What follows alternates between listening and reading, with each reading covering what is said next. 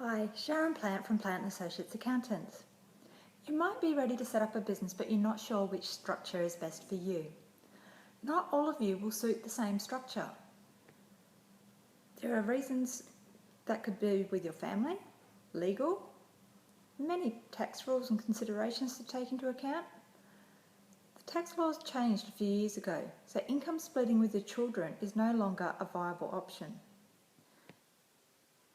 Trusts used to be a very popular tool for splitting of income, but these days children can only receive $457 before they're taxed at the top marginal tax rates.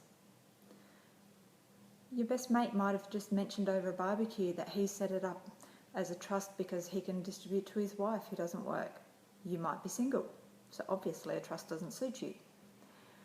So your family, do you have a spouse, a child, a de facto? What are their ages and what are their tax rates? All of these things matter when you're determining which kind of structure is best for you. Your current tax status and liabilities of each of those people.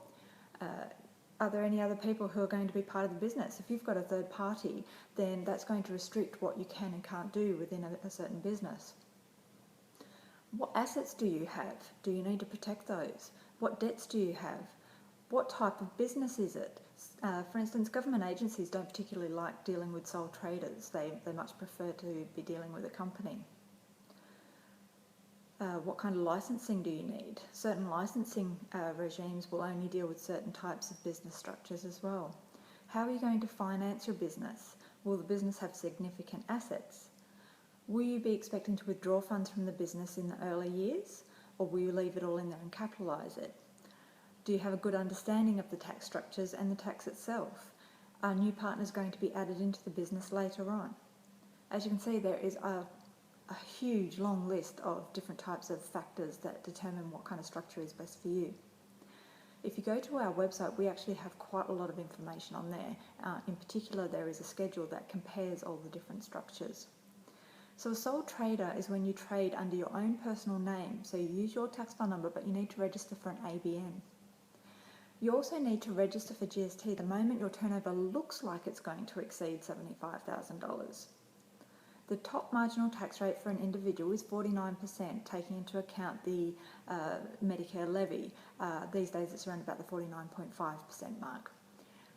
If you are not earning large taxable income, then a sole trader can be very tax effective. For instance, under the old rules for company taxes, their tax rate is 30%. There's currently in play a 28.5% reduced tax rate at the moment.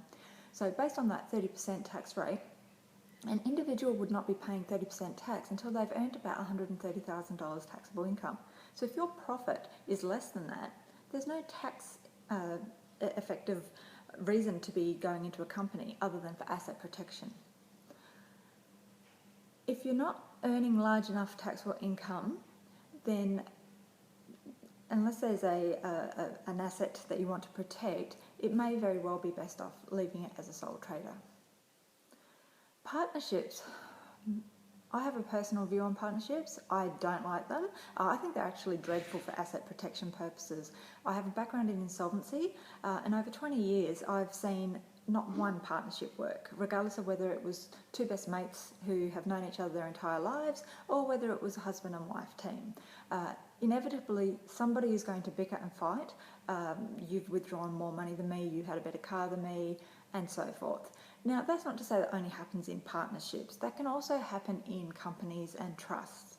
So that's where you need to get some sort of a shareholder agreement or a partnership agreement in place to lay out the law of exactly how this partnership is going to work, who's going to be entitled to what hours are expected, and so forth, so that you can at least have some sort of a backup and a protection of your business.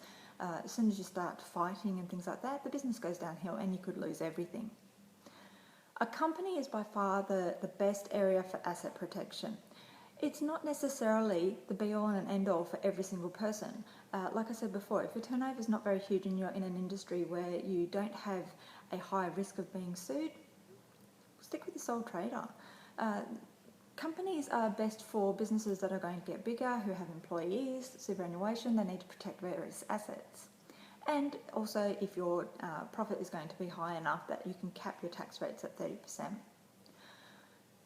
Trusts without a corporate trustee are pretty much in the same sort of boat as a sole trader. There's not a lot of asset protection. That corporate trustee just adds that extra level of protection. In particular, if you're buying investments in your trust, because the name that goes on the property is the trustee name. And if you're an individual trustee, your individual name is on those properties. Now, somebody looking to sue you is not going to know that you're only holding that asset as a beneficiary for a trust. They're going to just see it in your personal name and they're going to come after you. So you're better off having a corporate trustee so that the company name is on those properties. Trusts are very good for investments and diverting income to lower income earners, things like that. They're in particular very good for estate planning tools. So you work hard all your life to build up all your wealth and things like that. Who knows what's going to happen with your kids later on? They might get engaged to somebody who's very money hungry and they're going to destroy all of your wealth. Or your own kids might not be quite that savvy if you're not around to teach them that. So you might want to protect it through a trust and filter out income. In particular, if you pass away, all of your money goes into your kids' names, basically. And if they're older than 18, they are basically taxed at the capital, the top marginal tax rate of 49.5%. By having all your estate go into a trust, you can filter out the income over a number of years so that your children do not lose your entire estate to taxes. So on the resources tab of our website, we have numerous documents to assist you. There's business plan templates, checklists to assist you with what deductions you can claim, information for new subcontractors. This is also relevant to you in particular where you've chosen to trade as a sole trader.